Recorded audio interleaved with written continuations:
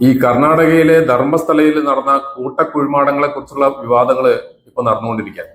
അപ്പൊ ഈ ധർമ്മസ്ഥലവുമായിട്ട് ബന്ധമില്ലെങ്കിലും ഇതിനേക്കാൾ ഭീകരമായിട്ടുള്ള മാരകമായിട്ടുള്ള ഒരു കൂട്ടക്കുഴിമാടത്തിന്റെ ഒരു സംഭവം നടന്നിട്ടുണ്ട്. അത് ഇന്ത്യയിലല്ല, മറിച്ച് അമേരിക്കയിൽ. കൃത്യമായിട്ട് പറഞ്ഞാല് കാനഡയിലെ ഒരു പ്രവിശ്യയായിട്ടുള്ള ബ്രിട്ടീഷ് കൊളംബിയയിൽ. സംഭവം എന്താണെന്ന് വെച്ചാല് നമുക്കറിയാം 1492 ഈ കൊളംബസ് അമേരിക്കയിൽ എത്തുന്നത്. ഈ കൊളംബസ് ആണ് അമേരിക്ക കണ്ടുപിടിച്ചത് എന്നൊക്കെ നമ്മളെ പഠിപ്പിച്ചിട്ടുണ്ടെങ്കിൽ പോലും കൊളംബസ് അവിടെ എത്തുന്നതിന് മുമ്പ് തന്നെ അവിടെ ലക്ഷക്കണക്കിന് ആദിമ നിവാസികൾ ഉണ്ടായിരുന്നു. പക്ഷെ ഈ കൊളംബസ് അവിടെ എത്തിയതിനു ശേഷം യൂറോപ്പിൽ നിന്ന് ഇവിടെ എത്തിയ കുടിയേറി പാർത്ത ഈ യൂറോപ്യന്മാര് ഈ ആദിമ നിവാസികളെ ലക്ഷക്കണക്കിന് ആളുകളെ കൂട്ടക്കൊല ചെയ്തത് നമുക്കറിയാം. ഇങ്ങനെയൊക്കെ കൂട്ടക്കൊല ചെയ്തിട്ടും ഈ കുറച്ച് ആദിവാസി ഗോത്രങ്ങൾ അവിടെ ഇവിടെയായിട്ടൊക്കെ ബാക്കിയായിരുന്നു. അപ്പം ഈ യൂറോപ്പിൽ നിന്ന് വന്ന ക്രിസ്ത്യൻ മിഷണറിമാര് ഈ അവശേഷിച്ച ഈ ആദിവാസി കുട്ടികളെ നന്നാക്കിയെടുക്കുക എന്ന് പറഞ്ഞാല് അവരുടെ സംസ്കാരം പൂർണ്ണമായിട്ട് ഇല്ലാതാക്കിയിട്ട് അവരുടെ ഭാഷ പോലും സംസാരിക്കാൻ സമ്മതിക്കാതെ ഇവര് ഈ വീടുകളിൽ പോയിട്ട് ഈ കുട്ടികളെ പിടിച്ചുകൊണ്ടുവന്നിട്ട് ഇവര് അവിടെ റെസിഡൻഷ്യൽ സ്കൂളിൽ താമസിപ്പിച്ചു. ഏകദേശം 1.5 ലക്ഷത്തോളം കുട്ടികളെ ഇങ്ങനെ പിടിച്ചുകൊണ്ടുവന്ന് ഈ സ്കൂളുകളിൽ താമസിപ്പിച്ചു എന്നാണ് പറയുന്നത്. ഈ താമസിപ്പിച്ച കുട്ടികളുടെ അവരുടെ തനതായിട്ടുള്ള സംസ്കാരം അവര് ഫോളോ ചെയ്യാൻ സമ്മതിച്ചില്ല.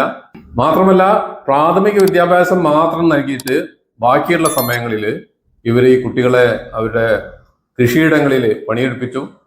പിന്നെ ഇവരുടെ വീട്ടുജോലിക്കാക്കി. ഇതിനൊക്കെ പുറമെ ഈ കുട്ടികളെ ഇവര് ലൈംഗികമായി പീഡിപ്പിക്കുകയും ചെയ്തു. ഇതെല്ലാം ചെയ്തത് ഈ കുട്ടികളെ അവരുടെ ഗോത്ര മതത്തിൽ നിന്ന് വേർപെടുത്തി ഇവരൊക്കെ ക്രിസ്ത്യാനികളാക്കിയ ശേഷമാണ് ഇങ്ങനെയൊക്കെ ചെയ്തതെന്ന് നമ്മൾ പ്രത്യേകം മനസ്സിലാക്കണം. ഇവരുടെയൊക്കെ പോഷകാഹാര നില വളരെ മോശമായിരുന്നു.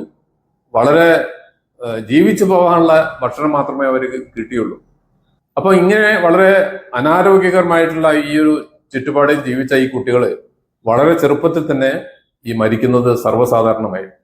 ഇങ്ങനെ മരിക്കുന്ന കുട്ടികളെ ഇവര് ഒരിക്കൽ പോലും അവരുടെ ചർച്ചിലുള്ള സെമിത്തേരിയിൽ അടക്കം ചെയ്തില്ല. അതിനു പകരം ഇവരെന്താ ചെയ്തതെന്ന് വെച്ചാല് സ്കൂൾ കോമ്പൗണ്ടില് പല സ്ഥലങ്ങളിലുമായിട്ട് ഈ കുട്ടികളെ കുഴിച്ചിട്ടു. അപ്പം ഇത് അറിഞ്ഞ ശേഷം ഈ കനേഡിയൻ ഗവൺമെന്റ് ഇതിനെക്കുറിച്ച് അന്വേഷിക്കാൻ വേണ്ടി ഒരു കമ്മീഷനെ വെച്ചു. ആ കമ്മീഷൻ എന്താ ചെയ്തതെന്ന് വെച്ചാല് നമ്മളിപ്പം ഈ ധർമ്മസ്ഥലയിലൊക്കെ ചെയ്യുന്നത് എന്താണെന്ന് വെച്ചാല് ഇവ കുഴിച്ചു നോക്കല്ലേ. ഇവരെന്താ ചെയ്തതെന്ന് വെച്ചാല് ഈ ഒരു ഗ്രൗണ്ട് പെനിട്രേറ്റിംഗ് റഡാർ എന്ന് പറയുന്ന എവിടെയാണ് ഈ കുട്ടികളെ കുഴിച്ചിട്ടതെന്ന് ഇങ്ങനെ കണ്ടെത്തുന്ന ഒരു ആധുനിക സംവിധാനം ഉപയോഗിച്ചിട്ട് ആണ് ഇവരെ ഈ പരിശോധന നടത്തിയത്. 635 സ്ഥലങ്ങളിൽ ഈ കുട്ടികളെ കുഴിച്ചിട്ടു എന്നാണ് പറയുന്നത്. ഈ കുഴിമാടങ്ങളിൽ എത്ര കുട്ടികളുണ്ടെന്ന് യഥാർത്ഥത്തില് കൃത്യമായിട്ട് കണക്കൊന്നും കിട്ടിയില്ല. അപ്പൊ ഇത്രയും പഴക്കം ചെന്നായതുകൊണ്ട് ഈ ഇവരെ കുഴിച്ചെടുത്ത് ഇവരുടെ ഈ കുട്ടികളുടെ അവശിഷ്ടങ്ങൾ പിന്നെ കുഴിച്ച് പുറത്തെടുക്കുകയും ചെയ്തില്ല. അത് ഇത്ര എണ്ണുണ്ട് അവിടെ കുഴിച്ച് മൂടപ്പെട്ടിട്ടുണ്ട് എന്നുള്ളൊരു വസ്തുത മനസ്സിലാക്കിക്കൊണ്ടാണ് അവര് മുന്നോട്ട് പോയത്. ഏതായാലും ഈ സംഭവത്തില് നമ്മുടെ ഈ അന്തരിച്ച ഫ്രാൻസിസ് മാർപ്പാപ്പ ഈ ലോകത്തോട് മാപ്പ് പറയുകയുണ്ടായി. കാരണം ഇത് ചെയ്തിരിക്കുന്നത് പ്രധാനമായിട്ടും ഈ കത്തോലിക്ക മിഷണറിമാരാണ്.